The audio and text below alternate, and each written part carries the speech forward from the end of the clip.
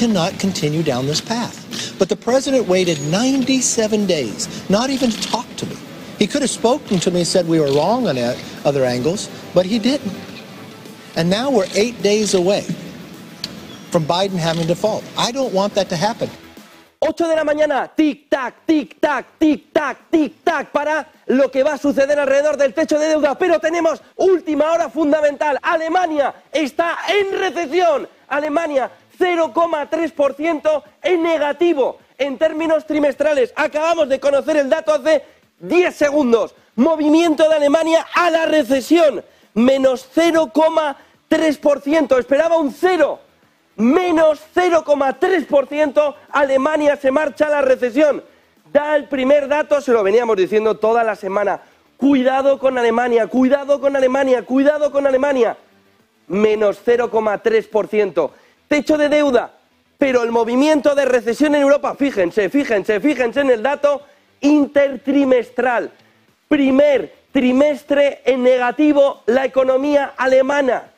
Teníamos ayer ya una previa, no solo con el IFO, sino con las exportaciones a China, menos 11%. Alemania en términos recesionarios. Acaba de empezar la recesión. Ya no hay dudas. Ya no hay recesión. Menos 0,3%, se esperaba un 0. Ojo, porque el dato que veíamos también en términos anualizados se va a negativo. Menos 0,2%. Menudo dato acabamos de ver. Vamos a ver el mercado cómo lo empieza a reflejar también en futuros esta mañana. Porque la recesión ya no es algo del bueno. La recesión ha llegado. Menos 0,3% trimestral, menos 0,2% interanual. Ha llegado la recesión, a la vez que decíamos tic-tac, tic-tac, tic-tac, tic-tac, para Estados Unidos, que tiene esta mañana, madre mía, a Fitch diciéndole que pone en perspectiva negativa la deuda de Estados Unidos.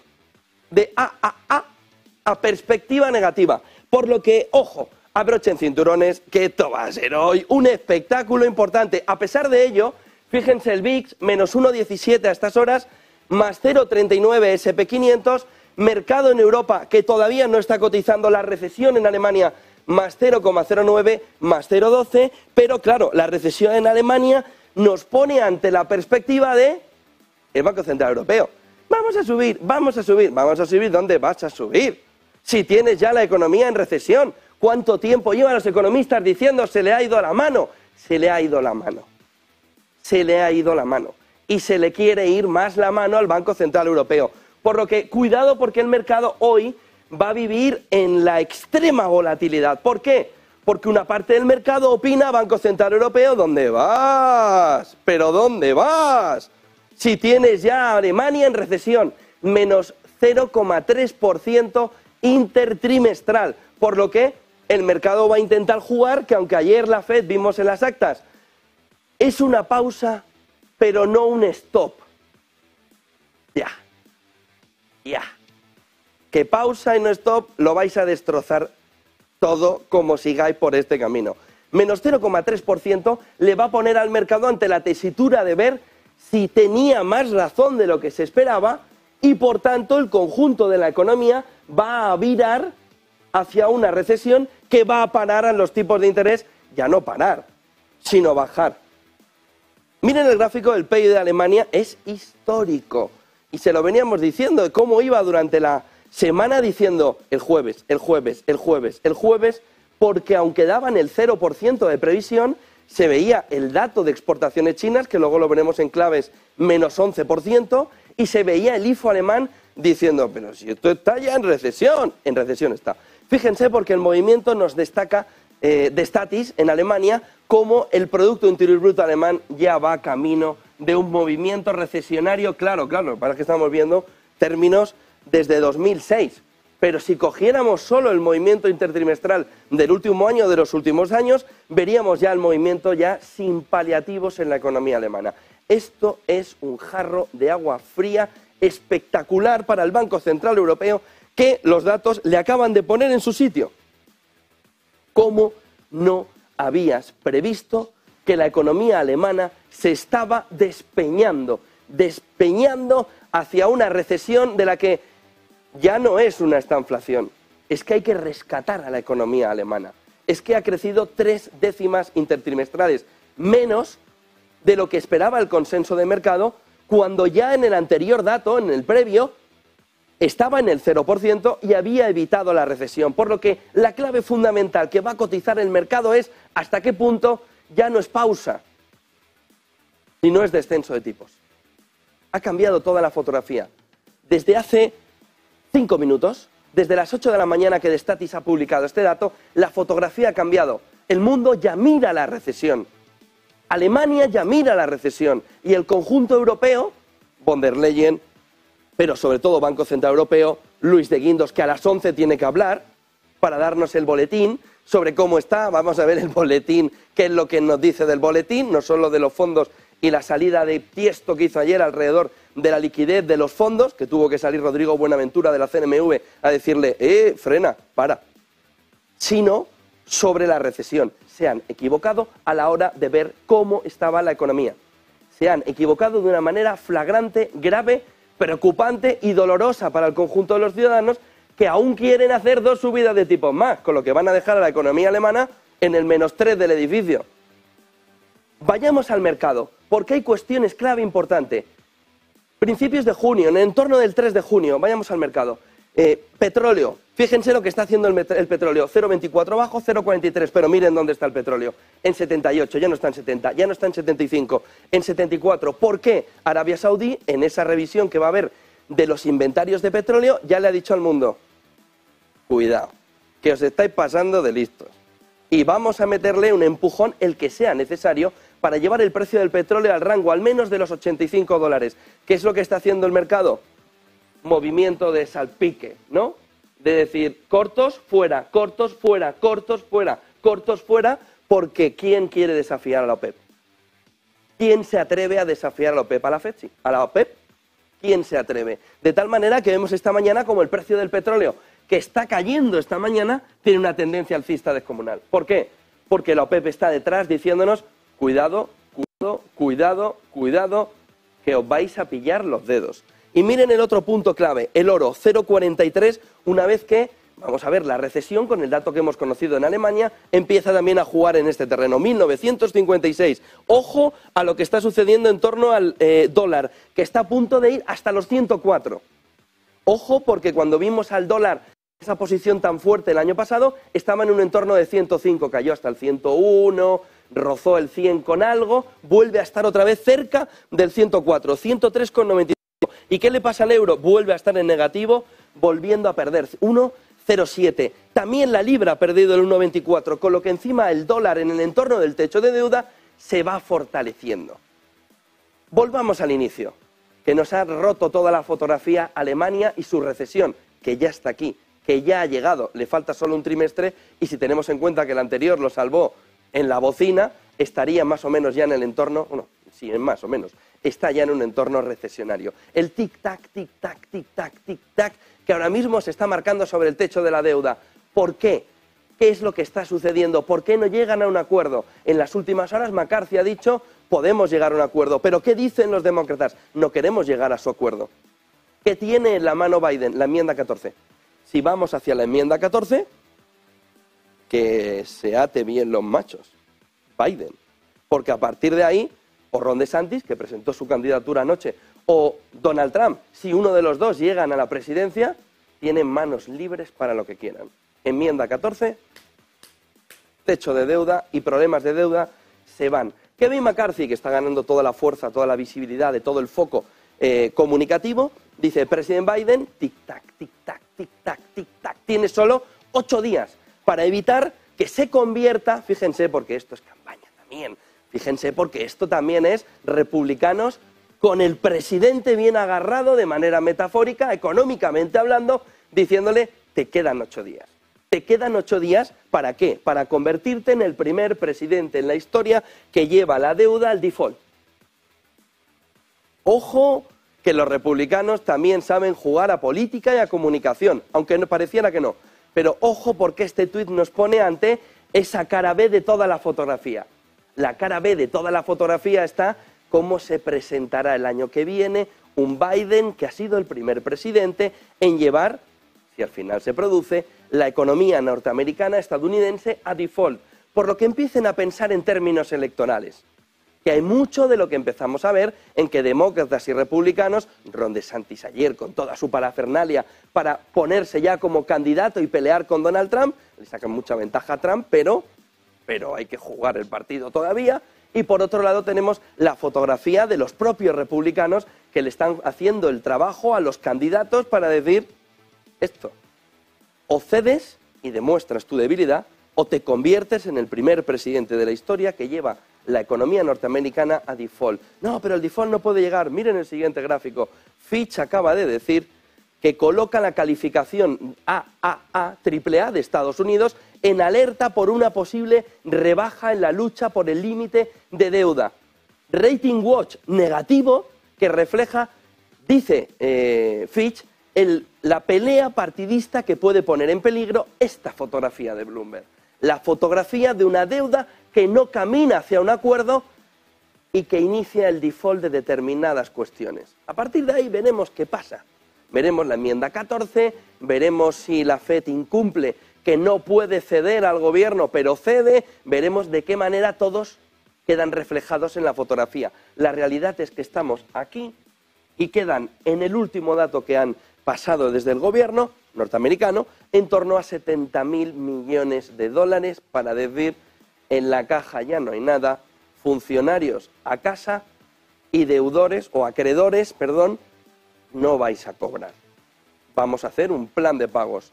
Ojo porque la fotografía se empieza a ver cada vez más complicada, se puede llegar hasta el último minuto, pero el riesgo y la tensión son evidentes. ¿Qué es lo que están diciendo los analistas esta mañana? Ya veíamos que iba a ser una semana muy complicada hasta que se llegue al acuerdo. Y hasta que se llegue al acuerdo, ¿qué puede pasar? Planteaban la semana pasada en distintos informes, banca privada norteamericana, caída del 5%. Nos queda todavía un poquito de terreno a pesar de la caída de ayer y de antes de ayer en Wall Street. Con toda esta fotografía habló ayer Jean-Pierre, que es la portavoz del gobierno estadounidense, hablando de las opciones de default. Habíamos escuchado a Yellen, no nos queda dinero, no nos queda dinero, no nos queda dinero. Habíamos escuchado al republicano McCarthy, tic-tac, tic-tac, tic-tac, tic-tac. Pero ¿qué dice Jean-Pierre? ¿Y dónde nos pone en las últimas horas la fotografía de la administración Biden alrededor del default de la economía norteamericana? Escuchen. A default would have catastrophic impacts in every single part of this country, whether you're in a red state or in a blue state. It doesn't matter. Every single part of the country.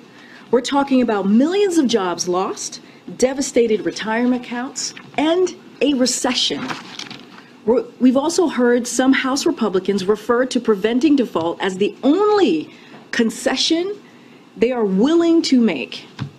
But preventing a catastrophic default is not a concession, it's their job. Period. Jean-Pierre, ya lo han visto, están con el tic-tac, tic-tac, que empieza a temblar las piernas. Tic-tac, tic-tac, tic-tac, 8 días. ¿Y quién está con palomitas y una fantita de naranja? En Rusia, mirando toda esta fotografía, el presidente Putin, viendo todo esto y ayer aprovechando ese foro económico euroasiático que estaba celebrándose para decirle a Estados Unidos: mira que al final el que se va a la recesión eres tú. Escuchen a Putin, no tiene desperdicio el movimiento de ayer. Escúchenle. De Estados Unidos con tal política económica solo provocan su propia caída, recesión. Es una elección suya. Putin, aprovechando esa fotografía del default de Estados Unidos, diciendo además ayer nos decían que íbamos a entrar en default, nos decían que íbamos a caer nuestra economía en el desastre por la guerra de Ucrania y los que están a punto de entrar en el default son ellos por su política económica. Aprovechó toda la fotografía para además mandar un mensaje al mundo. Le dijo a los socios, por ejemplo Emiratos Árabes, todos los que estaban en la fotografía de la reunión euroasiática, entre ellos Xi Jinping, dejad de usar dólares. Hay que ir a un mundo descentralizado en el sentido monetario. Dejad de usar dólares. Les dijo literalmente a todo lo que había allí. Pero a la fotografía de Putin le faltaban las palomitas, la bebida aquí y diciendo: venga, venga, Jean-Pierre, que la vais a liar, Biden. Por lo que tic-tac, tic-tac, tic-tac no se juega solo en Estados Unidos. Se está jugando también en el otro bando, en el otro lado del bloque de esta Segunda Guerra Fría, en el que están mirando a Estados Unidos diciendo, anda que aún nos la lías tú, cuando pensábamos que el problema lo teníamos nosotros. Ojo con la visión. ¿Y qué tuvimos ayer? 25 aniversario del Banco Central Europeo, que más que una fiesta debían haber hecho un funeral de lo que nos han traído y sobre todo de lo que nos están trayendo. Como les venimos contando desde hace un cuarto de hora, Alemania ya en el primer trimestre recesionario, menos 0,3 trimestral, interanual, menos 0,2. La economía, sobre todo en exportaciones, yéndosele al suelo. Enseguida lo vamos a ver con Gonzalo Rengifo, viendo todo el detalle de qué está sucediendo con la economía alemana y qué está sucediendo también con la fotografía del techo de deuda. Antes, lo que decíamos, 25 aniversario del Banco Central Europeo, estaba muy contenta Lagarde, estaba más contenta todavía von der Leyen. Lo que no sabemos los ciudadanos europeos es por qué estaban tan contentos después del desastre al que nos llevando desde la inflación es puntual, si es pasajera, toma inflación en máximos. Los tipos, bueno, ya veremos, toma en máximos. Aún así, la fotografía que vimos hace unos días, ya no de Christine Lagarde, de un Banco Central Europeo, coaligado con otros bancos centrales para manipular Libor y Euribor hace 10 años. Supuestamente. Investigación que ya se ha llevado a cabo y cuidado con los bancos centrales en esa fotografía de decirle a la banca comercial, vamos a ver qué hacemos con Libor y con Euribor. Por lo que 25 años puestos en barbecho, mejor que tanta celebración. Aún así, Lagarde ayer, ¿qué es lo que pedía? Lo que piden todos los políticos. Más poder. Escúchenla. For the ECB, our immediate and overriding priority will be to bring inflation back down to our 2% medium-term target in a timely manner. And we will do so. But as I recently said, faced with shifting geopolitics, digital transformations, and the threat of a changing climate, there will be more challenges ahead which the ECB will need to address. We must continue to provide stability in a world that is anything but stable. And we are also counting on other policymakers to do their part. A monetary union is not an endpoint. It is a constant process of uniting. Each generation of leaders must continue it. Union should be multifaceted and include fiscal, financial and banking dimensions to develop a higher degree of integration, especially if the euro is to cement its international status. Vamos, que quiere el poder absoluto, como lo quiere para evitar también von der Leyen que haya vetos como el de Hungría, donde vuelve otra vez toda la fotografía de intentar que en la Unión no haya vetos y se cambie la normativa para que, aunque entraron con la opción del veto, el veto se fue como en el mus. Von der Leyen, que estuvo también apoyando a su amiga Lagarde del Banco Central Europeo, celebrando que estos no son solo 25 años del Banco Central Europeo, sino que son 25 años de prosperidad y estabilidad, sobre todo la de los hipotecados, que le avisaron durante un año y medio que los tipos de interés y sobre todo la inflación iba a ser pasajera y no se iba a quedar sticky, como ahora nos dicen. Dice que es un gran ejemplo de la fortaleza europea, dice que está muy agradecida, sobre todo con, pues eso, el partner que tiene Europa alrededor del Banco Central Europeo. Fíjense porque toda esta fotografía contrasta con lo que Charles Michel, a continuación de escuchar a von der Leyen y de escuchar a Lagarde, que es esa celebración de qué buenos somos, vino a poner las cosas en su perspectiva, que es Europa necesita independencia, no necesita estar constreñida alrededor, sin decirlo, de Estados Unidos. Fíjense lo que decía Charles Michel alrededor de la importancia que tiene Europa a partir de ahora de ganarse la independencia. Escúchenle. The challenges are many, and European sovereignty must be our answer, our path to making the EU stronger and to better control our own destiny without letting others decide for us. We must build our sovereignty together, brick by brick, next generation EU, security and defence, our steadfast support to Ukraine. That's how we defend Europe's values and interests. Pues a ver si es verdad. Nvidia, Ojo al movimiento, presentó resultados, no fueron buenos en el primer trimestre, pero las perspectivas del segundo trimestre son espectaculares para la compañía. Puede hacer historia hoy, convirtiéndose en la compañía con mayor subida de las tecnológicas en el entorno de semiconductores en la historia por crecimiento. Está en After Hours en el entorno del 20%. Le vimos una subida inicial del 18%, decía CNBC, sobre todo impulsado por la demanda de microchips por parte de la inteligencia artificial, donde ¿qué espera para el segundo trimestre? El mayor beneficio intertrimestral de su historia. En lugar de 8.000 millones como esperaban los analistas, espera ganar 11.000 millones en un solo trimestre, impulsado porque la inteligencia artificial tiene un nexo común y transversal.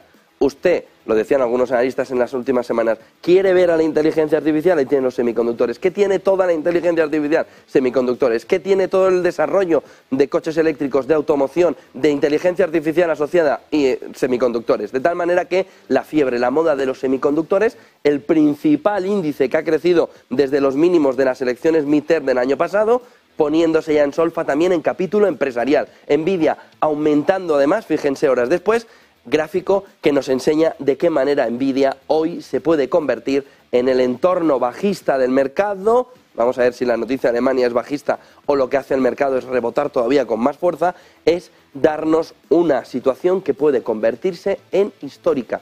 Se esperaba que no llegara al récord anterior de 8.300 millones en un trimestre de beneficio de la compañía.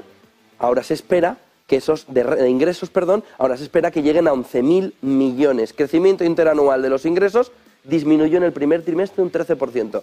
No importa lo pasado, importa lo futuro alrededor de la inteligencia artificial. Nvidia puesto en el punto de mira durante la jornada, After Hours 18% arriba, caminando en algunos momentos tocando el 20%. Fíjense lo que nos traen las 5 claves del día. Alemania fundamental, Alemania fundamental, Alemania fundamental. El otro punto, esas actas de la FED, pausa, no stop, pausa, no stop. Y la FED advirtiéndonos además que el techo de deuda puede congelar el crédito. Aquí la pregunta para la FED es, ¿y la crisis bancaria y los tipos de interés? ¿Y todo eso no está afectando en todo el movimiento en torno a la economía norteamericana? Solo el techo de deuda ahora parece ser lo único importante en un entorno donde hemos visto hasta caídas de bancos en Estados Unidos, regionales, pero la pregunta no es la crisis bancaria y los tipos de interés para la FED, aunque para el inversor sí. Para la FED es ahora mismo techo de deuda, techo de deuda, techo de deuda. Ojo a la última nota de JP Morgan. Le dice a sus clientes, adopten una postura más defensiva. Oro y liquidez. Teníamos liquidez, es decir, letras corto plazo, liquidez, liquidez, liquidez o cash. Letras corto plazo, letras corto plazo, letras corto plazo. Se añade oro. Cuidado que está bajista el oro. Oro y liquidez. Y añade también en el informe, el riesgo de recesión se ha infravalorado. ¿Quién lo ha infravalorado? La banca privada norteamericana, cuando en los últimos meses ha preferido infravalorar el riesgo de la recesión. ¿Quién ha infravalorado el riesgo de recesión? ¿Quién ha infravalorado? ¿La FED? ¿Quién ha infravalorado el riesgo de recesión? ¿El Banco Central Europeo? ¿Quién ha infravalorado el riesgo de recesión? ¿El gobierno norteamericano? ¿Quién ha infravalorado los riesgos de recesión? ¿Los gobiernos europeos? ¿Quién ha infravalorado la recesión? Quienes han conducido también al inversor a una imagen que es errónea. La sensación de que puede no pasar nada en un entorno de tipos de interés que van hasta el cielo, lo rompen y siguen el siguiente paso. Y en este entorno ahora nos dice JP Morgan, que además ha sido uno de los más duros sobre el apocalipsis económico, el riesgo de recesión se ha infravalorado. ¿Por quién? Por el inversor. Que ha pensado que todo lo que le estaban contando, que toda la fotografía que estaban viendo podría ser así. ¿Eso es cierto? ¿De verdad el inversor que ahora mismo está fuera del mercado, que no ha querido entrar, ha infravalorado el riesgo de la recesión? ¿O quienes le estaban hablando al inversor son los que le han llevado a pensar que podía haber un riesgo de recesión más disminuido? Y ahora, oro y liquidez, oro y liquidez, oro y liquidez. ¿Por qué interesa ahora oro y liquidez? Oro y liquidez, oro y liquidez. Sería la pregunta clave. El inmobiliario, ojo, porque venimos comercial real estate, comercial real estate, comercial real estate. No, espérate, que ya vamos con el inmobiliario. Implosionando sobre todo ya con datos claros ayer en Alemania y en Suecia. Bonistas que han llegado a perder un 70% de la inversión en el entorno inmobiliario en Alemania y en Suecia. ¿Y por quién se teme? Por HSBC. porque tiene gran exposición a los países nórdicos, a los países del norte de Europa, a los países que ahora mismo el inmobiliario les está implosionando. A las 11 habla Guindos. Igual tiene algo que decir en el boletín alrededor de cómo algo que parecía un movimiento flower power de la economía europea no va a pasar nada, no va a pasar nada. Más 0,9 ya tiene Alemania en entorno prerecesionario. Primer trimestre, menos 0,3% ya en negativo. Ojo al movimiento, ojo al foco en HSBC y el inmobiliario, como decíamos, implosionando en Alemania y en Suecia. 70%, de pérdida de bonistas ya en el entorno inmobiliario. Lujo, que era todo lujo, era todo maravilloso, lleva perdido en 2 jornadas 56.000 millones de valor. Louis Vuitton, Hermès, Gucci, que eran apuestas sobre todo que veíamos hace unos meses clara, ojo con el movimiento de desplome importante en el sector del lujo. ¿Por qué? Provocado sobre todo por las caídas de China o por la menor apertura de China. Y el último punto del día, antes de analizar el dato Alemania y del techo de deuda con Gonzalo Rengifo, alrededor de la fuerte caída de las exportaciones alemanas. Miren, esto ayer ya era la clave fundamental de una economía alemana por la que se le estaba yendo o por donde se le estaba yendo el crecimiento. Menos 11,3% en 4 meses del año, caída de las exportaciones alemanas a China, activando todas las alarmas que esta mañana se han terminado de confirmar, porque la economía alemana ha caído en el último trimestre un 0,3% y en datos interanuales un menos 0,2%, menos 0,3 trimestral, menos 0,2 interanual, con la fotografía de la fuerte caída además de las exportaciones alemanas a China, que nos viene a reflejar por qué en el G7 la postura de Europa era dejad un poquito a China, dejadla a Estados Unidos, para allá, para allá. Esto es lo que estaba detrás de todo ese comportamiento de Scholz y de Europa alrededor de intentar apaciguar el mensaje con China. Y es la dependencia económica que Charles Michel dice que tiene que tener independencia económica, pero que no la tiene ni por ningún lado, ni energéticamente ahora mismo con Estados Unidos, ni sobre todo en capítulo de exportaciones con Alemania. 8:27 de la mañana, Gonzalo Rengifo, Pictet, muy buenos días. Buenos días, José Antonio. Alemania, menos 0,3% intertrimestral, menos 0,2% interanual. Viene de un 0 en el anterior trimestre. ¿La recesión es ya real? ¿Lo normal es que el siguiente trimestre, con los datos que dio Lindner, el ministro de Finanzas alemán, nos lleve a que Alemania, locomotora europea, ya ha entrado en la recesión? ¿Ya estamos en ella? Bueno, yo preferiría denominarlo más que recesión una desaceleración, ¿no? Porque es verdad que se denomina recesión cuando tienes 2 trimestres en negativo, una recesión técnica, pero yo creo que lo que estamos entrando es un ciclo de moderación muy claro, ¿no? Es decir, todo eso se está comentando una serie de cifras, pero clarísimamente estamos viendo que ahora los PMIs, que es un poco el nivel de actividad que está existiendo, sobre todo en el caso de Alemania, en la parte de servicios, sigue por encima del 50%, en concreto en 55,9%, pero la parte de manufacturas, de todo lo que es producción, de todo el tema de fabricación, está por debajo de 45%, es decir, ya está en un entorno de contracción, ¿no? Entonces yo creo que ya este PMI manufacturero nos estaba ya de alguna forma adelantando que la actividad económica se está desacelerando de forma fuerte. Entonces yo creo que esto no solamente está pasando en Alemania, lo estamos viendo en Reino Unido, lo estamos viendo en Estados Unidos, en la eurozona en concreto, y el único país o única economía que se salva desde el punto de vista de tener todos los PMIs, tanto manufacturero como desde el punto de vista de servicios, por encima de 50 es Japón. Es decir, que realmente, bueno, pues estamos viendo que hay una desaceleración fuerte, desaceleración que además, como estamos viendo todos, está acompañada por esta política monetaria tan restrictiva que estamos viendo en estos momentos y que ya está empezando a tener su peaje en las economías, ¿no? Es decir, yo creo que ahora mismo estamos viendo que tanto a nivel de inversión, CAPEX, por parte de las compañías, como a nivel de consumo de los consumidores finales, estamos viendo que empieza todo a ralentizarse y a calmarse, y esto, bueno, pues va a traer su peaje y su reflejo, como hemos visto en Alemania, de ya trimestres de punto de vista de crecimiento económico de PIB negativos o planos, ¿no? El turno del Banco Central Europeo de cambiar de estrategia. ¿Tiene de verdad espacio para 2 subidas más de tipos de interés con la economía alemana ya en términos negativos, siendo Alemania lo más hawkish o prácticamente lo más hawkish del Banco Central Europeo?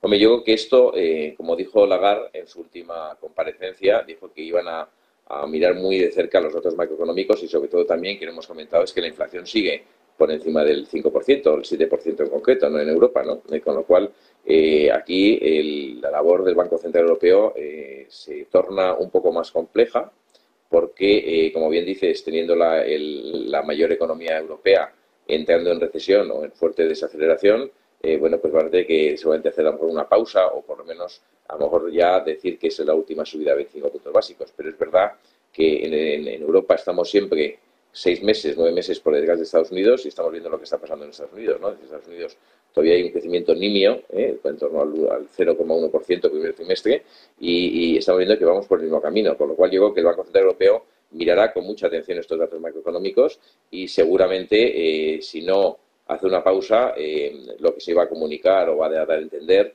de forma muy clara es que estamos ya muy cerca del techo de subida de tipos, ¿no? ¿El entorno está inflacionario, Gonzalo?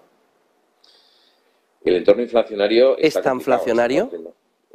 No, está inflacionario no lo vemos. No lo vemos porque a mí, más o menos nosotros lo que tenemos como base central de escenario de trabajo es que vamos a entrar en un entorno de moderación de crecimiento de en torno a 2 años, es decir, un crecimiento muy por debajo del potencial, estamos hablando de economías desarrolladas, en torno al 1 o 1,5%, y por tanto, más que esta inflación, lo que vamos a ver es una desinflación más o menos constante o gradual, y en donde bueno se van a ir encajando las piezas y vamos a ver seguramente esto que tanto Estados Unidos como Europa que acabarán. Yo creo que la inflación va a tener una bajada importante de aquí a final de año de cuenta de números y tendremos que esperar a finales del año que viene para tener la inflación cerca de los objetivos de los bancos centrales, con lo cual yo creo que vamos a tener tipos altos más tiempo de lo que la gente esperaba, economías con un crecimiento mucho más nimio, mucho más moderado de lo que la gente esperaba y resultados también empresariales, aunque tengamos el tema que hemos visto de Nvidia,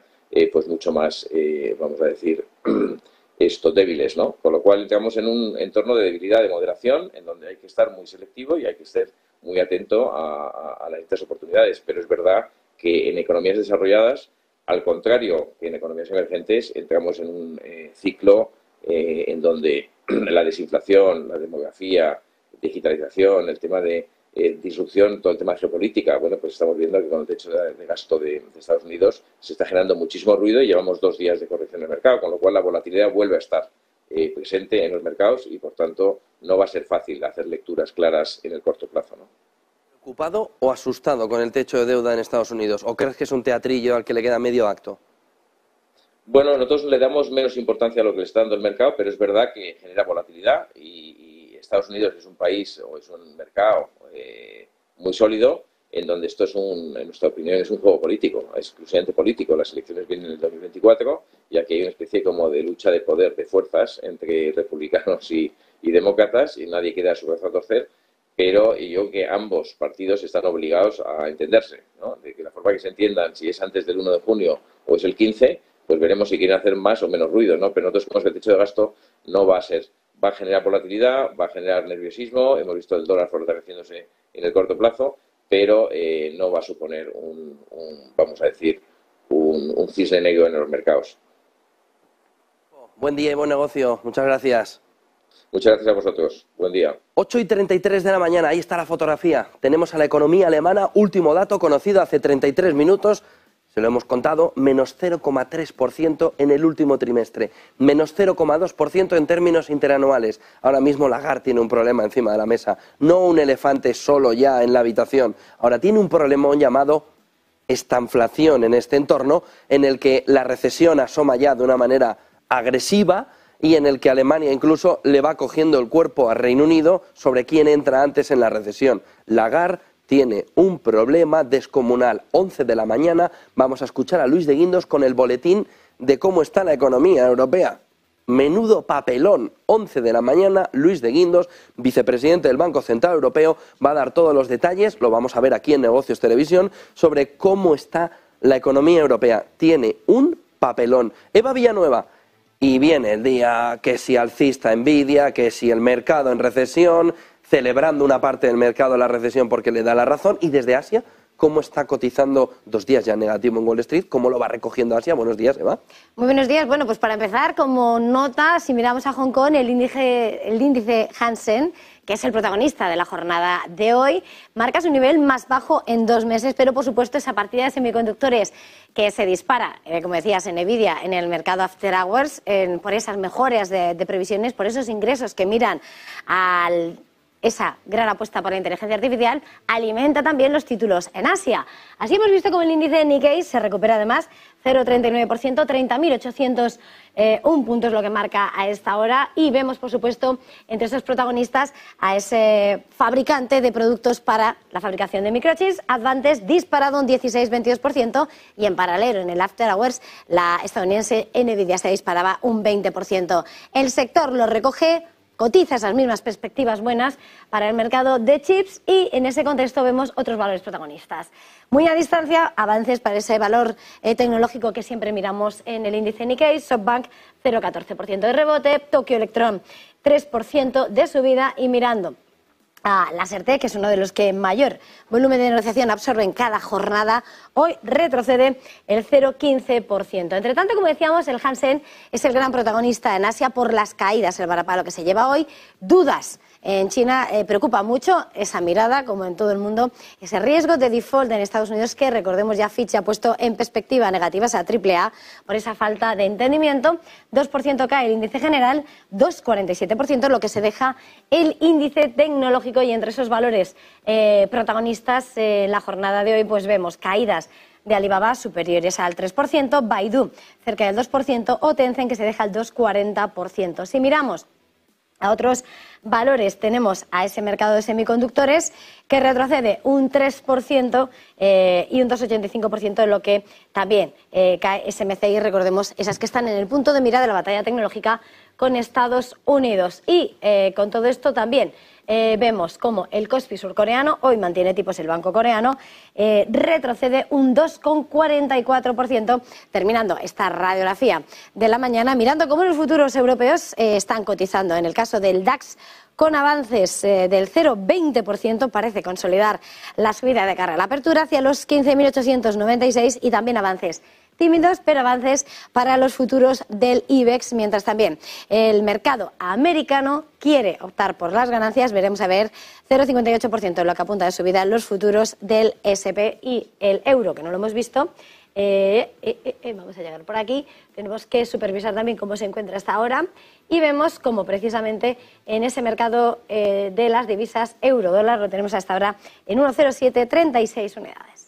Gracias, Eva Villanueva. Tenemos una mañana espectacular. Tenemos una mañana de disfrute generalizado en el mercado, sobre todo por las dudas sobre el movimiento alcista, sobre qué puede suceder, sobre cómo va a aceptar Europa, sobre todo sus mercados, renta variable, que Alemania está entrando en la recesión.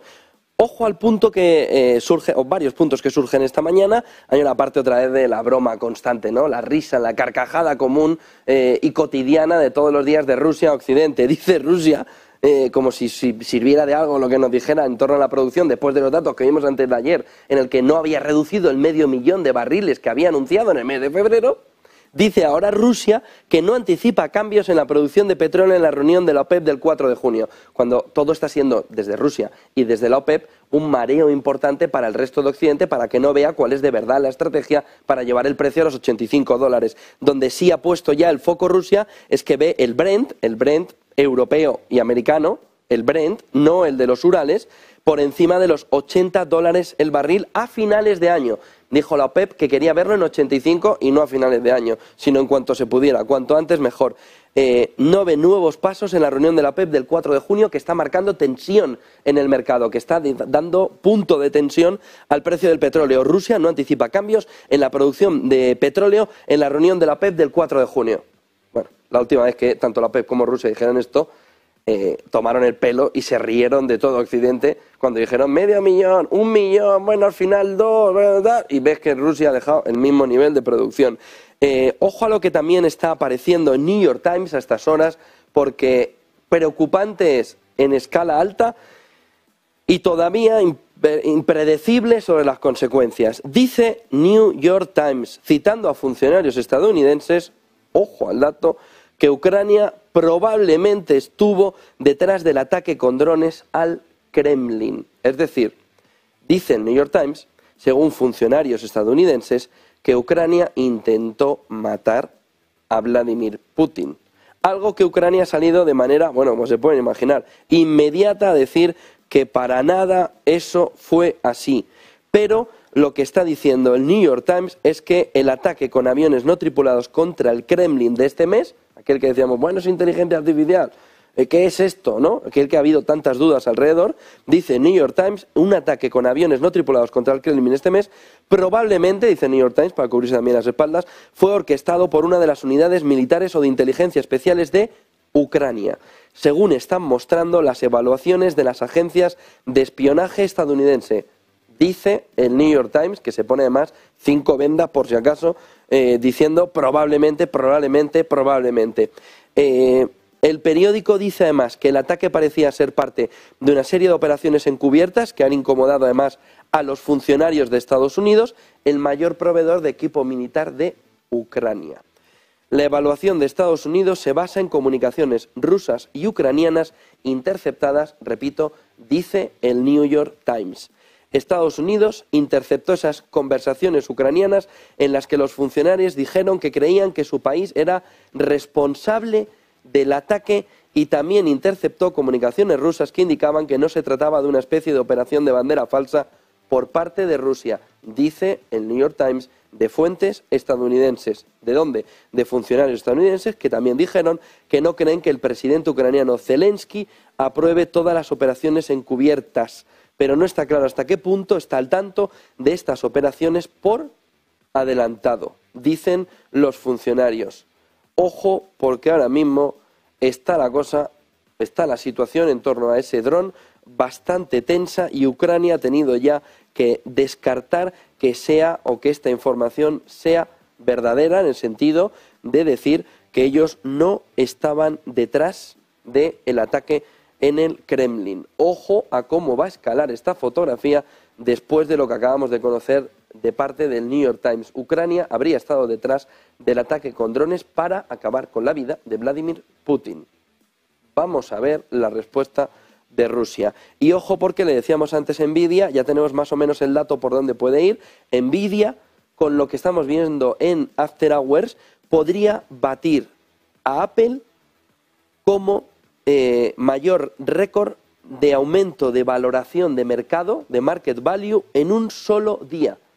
Nvidia, con los datos de After Hour que estamos viendo ahora mismo en el entorno del 18%, batiría a Apple en el mayor aumento diario, récord de mayor aumento diario en cuanto a la capitalización bursátil en un solo día. 8:42 de la mañana, techo de deuda, terminal rate. El otro punto clave ha quedado un poco ahí como sotoboche, un poco detrás de toda la fotografía, esas actas de la FED de ayer, que lo que están reflejando es que el mercado espera en un porcentaje mayor que los tipos de interés en Estados Unidos vayan a repuntar. Incluso una parte del mercado empieza a estimar que puede haber aumento de tipos incluso en la reunión siguiente. Dijimos pausa, pero donde digo lo que sea. La realidad fundamental está alrededor de si de verdad sube tipos y cambia toda la fotografía. O hay una pausa, pero no stop. O hay una pausa y no se dice nada del stop. Ahora mismo la volatilidad por la incertidumbre es importante alrededor de saber qué carajos está pensando la FED después de ver las actas de ayer. Porque hablan de data y no dan por hecho que de verdad la pausa esté establecida tal y como varios miembros de la FED nos habían indicado al inicio de la semana. Por lo que sube, y ya lo tenemos en el 40%, sube del 10 al 40 en la semana, la probabilidad de que la FED cambie la hoja de ruta y suba tipos 25 puntos básicos hasta el 5,50. Fíjense que el 5,50, como los gráficos de Bloomberg son una maravilla y te los dan ahí con la cuadrícula, nos refleja hasta dónde se iría en un movimiento muy potente de tipos federales. Nos refleja que estaríamos ya en la parte máxima que hemos visto durante este año y medio hacia dónde iban a ir los tipos de interés. Miren el siguiente gráfico, el día viene con muchísimas piedrecitas en el camino, con muchísimas cositas, y una de las cosas fundamentales que hemos visto en las últimas horas es toda esa parafernalia creada por Elon Musk y Ron DeSantis para presentarse a la carrera electoral. Ahora mismo, DeSantis, 44 años, comenzará su campaña presidencial considerablemente debilitado si vemos las encuestas. Sobre todo viendo como Donald Trump camina con un más 36,9%, es esta figurita aquí con el color de Podemos, con el color aquí violeta, la verde de DeSantis está caminando hacia que el votante republicano no quiere el Great America, sino que quiere el Make America Great Again. Los dos posicionamientos de los claims marcando hacia Donald Trump claramente en el inicio de la carrera electoral. Le saca 36 puntos porcentuales, 36,9 para ser exactos, casi 40. Miren el siguiente gráfico que nos marca también esta mañana, o la siguiente noticia sobre lo que estábamos hablando alrededor del precio del petróleo. Porque esto está resonando por todos los pasillos y despachos de banca privada. Y es el ministro de Energía saudí dándole esa frase al mercado desde que ha sucedido esto, el mercado de petróleo al alza, al alza, al alza, caminando hacia los $80. Tengan cuidado, watch out, alrededor de lo que puede suceder con los bajistas que no le gustan un pelo, a la OPEP alrededor del precio del petróleo. Reunión del 3 y 4 de junio, tensión en nivel máximo por si la OPEP le mete otro repunte al precio, le mete otro repunte bajando la producción y si no lo hace va a tener que explicar el 3 y el 4 de junio que ha hecho en el anterior movimiento. Miren el siguiente gráfico de The Economist que nos refleja cómo Alemania es como si lo hubiera mirado alguien que no tenía que haberle mirado. Porque la fotografía nos marca que es que todo le pasa a ellos. Todo, fíjense que ha caído un 0,3% en esa winter recession en el que ha tenido el invierno más caluroso de los últimos, décadas y décadas. Y ni aun con todo lo positivo ha conseguido evitar la recesión. Si le llega a salir aquello peor, con el tiempo, con la meteorología, con lo que no podía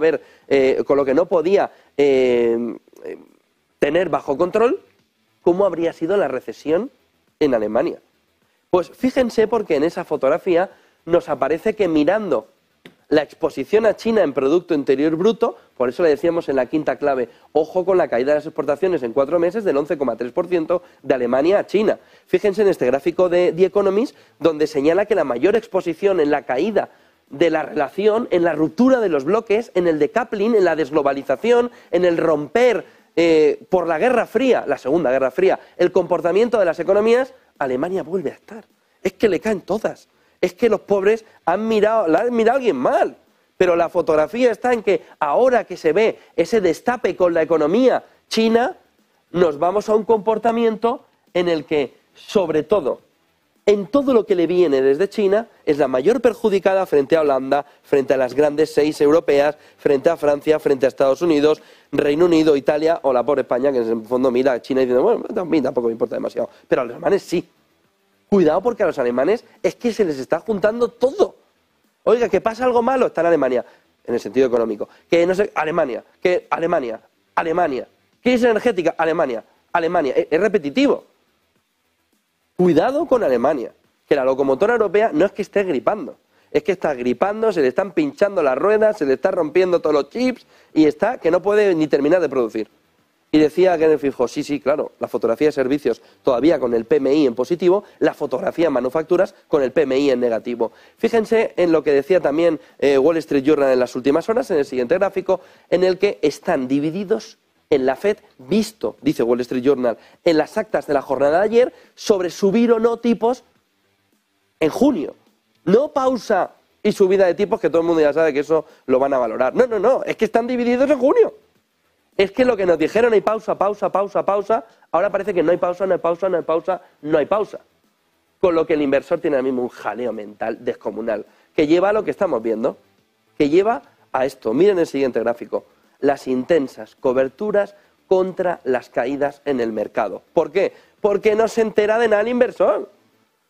No, es que no hay recesión. Toma recesión. Oye, es que los tipos los vamos a parar. No, ahora igual ya no hay pausa. Oiga, ¿pero esto qué es? Esto es esto. Desde 2011 no se ve un comportamiento de mayores coberturas contra caídas en el mercado americano. ¿Por qué? Porque no hay dato fiable. Y cuando no hay dato fiable hay coberturas. Y cuando hay coberturas, cuidado con el hueco bajista en ese entorno. Pero fíjense, movimiento de coberturas hasta el 17 de julio, el movimiento de coberturas es históricamente elevado. Nos tenemos que ir a agosto de 2011. Está todo el mercado, lo poco que está, cubierto, porque están ahora mismo con un miedo de altura, de mirar para abajo y decir, madre mía la que nos viene encima. Miren el siguiente porque para mí es la imagen del año. Para el inversor, claro. Fíjense porque las recompras es casi el único dinero que está entrando en bolsa. Mercado subiendo, pero ¿cómo sube? No precisamente por la entrada del inversor institucional. Salidas de más de 10.000 millones de dólares. Retail, salidas de más de 10.000 millones de dólares. Corporate en recompra, sosteniendo el mercado. Uy, cuando nos venga sobre todo la prohibición de recompra. Porque ahora mismo el mercado nos pone hedge funds. Bueno, una parte pequeña, pero esta es la imagen de este primer trimestre, estos primeros 5 meses en el mercado. Pero ¿quién está tirando la bolsa arriba?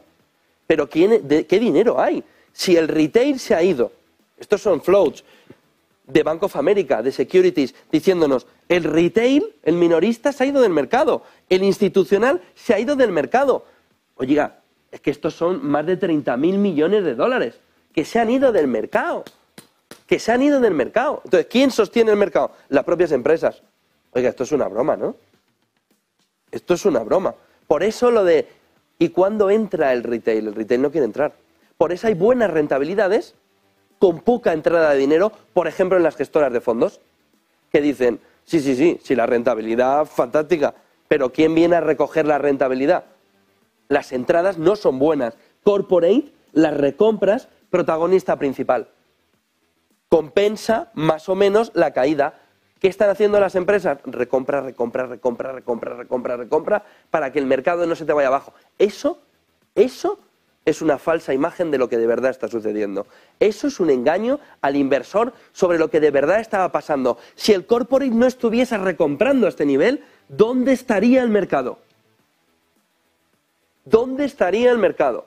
Esta para mí es una de las imágenes del año, puesta por Bank of America, cómo la parte corporate, la recompra de acciones, puede, entre comillas, manipularnos el mercado, darnos una imagen que no es la real, que es el interés institucional y minorista para estar en el mercado americano, que ahora mismo está como sus flujos, en negativo. Y sin embargo, la rentabilidad disparada. ¿Qué está pasando en el mercado? ¿Qué está sucediendo? ¿Quién está manipulando el mercado? ¿Quién está toqueteando el mercado? ¿Quién y bajo qué interés está en el mercado tirándolo hacia arriba para crear una falsa alarma de entrada a un inversor que no quiere entrar, ni el minorista ni el institucional? Miren el siguiente gráfico, porque claro, lo que vimos anoche también es el comportamiento de que la guerra, en el sentido económico, tiene un punto cibernético. Microsoft, apenas en nuestra noche de ayer, 11 de la noche, más o menos en la tarde estadounidense, alertaba a Microsoft, se lo contamos anoche, de que China y unos hackers patrocinados por el Estado chino habían atacado infraestructuras clave en Estados Unidos.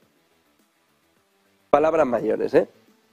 Dice Microsoft, que parece el portavoz del gobierno americano, estadounidense, que ha tapado todas esas fugas, ha comunicado a las empresas que están en el entorno de esas infraestructuras clave cómo tiene que defenderlo, pero alerta de que es el Estado chino el que está detrás patrocinando a estos hackers para poner en peligro infraestructuras estadounidenses. ¿Qué es poner en peligro? Quitar los datos, tener la información, quitar a esas infraestructuras clave toda ese valor añadido de que esos datos sean privados. Cuidado con el movimiento anunciado ayer por Microsoft, estas noticias de CNBC, alrededor de lo que estaba sucediendo. Varias cuestiones más. Miren esta noticia alrededor de lo que está sucediendo, Bloomberg, con el movimiento de doy a Ucrania, compro porque he metido 100.000 millones. Alemania, la misma que está en recesión, menos 0,3 en el primer trimestre ya recesionario, la misma Alemania está poniendo 100.000 millones para arreglar, toma Zelensky, tus tanques, que ya me compro yo los Howitzers Jumbo que ha puesto ya encima de la mesa. Lo que nos refleja, porque esto claro queda un poquito más en el subterfugio de la información, en la cara B de toda esa fotografía informativa, queda esa opción de que en el fondo lo que se está haciendo es una actualización brutal de todo el material del ejército, en este caso en Alemania, pero no en Alemania, en Europa y en todo el mundo occidental. De tal manera que toma tus Leopard, que yo me voy a gastar el dinerito en poner otra vez, ¿cuánto? 18 tanques que ya entran en la compra, vamos a ver cuándo lo entregan, cómo va a aumentar, no solo el presupuesto, la OTAN les ha pedido el 2% para la reunión de junio, sino cómo van a actualizar toda la flota armamentística los países en la que es ahora mismo la gran carrera de los últimos 30 años. Desde el final, sobre todo de la Guerra Fría, en esta segunda Guerra Fría ahora que empezamos, no se había visto en estos 30 años un movimiento similar de compra, compra, compra. Protagonista de los semiconductores. Miren la siguiente noticia de Financial Times. Corea del Sur advierte que Estados Unidos podría sobrecargar a sus fabricantes de chips con los límites impuestos a China. Corea del Sur, asustada ya de ver cómo le viene toda la petición y más petición por parte de Estados Unidos y de sus compañías de microchips que no van a dar abasto. Fíjense en la fotografía de la escasez y fíjense en quién es uno de los principales líderes mundiales, Nvidia, y cómo Nvidia, a través de los resultados y de la previsión dada para el próximo trimestre, está ahora mismo, como les decíamos, en After Hours, 18% arriba, mirando a ver si es el día récord de mayor recapitalización, es decir, de mayor aumento de capitalización bursátil de una compañía desde que lo hizo Apple.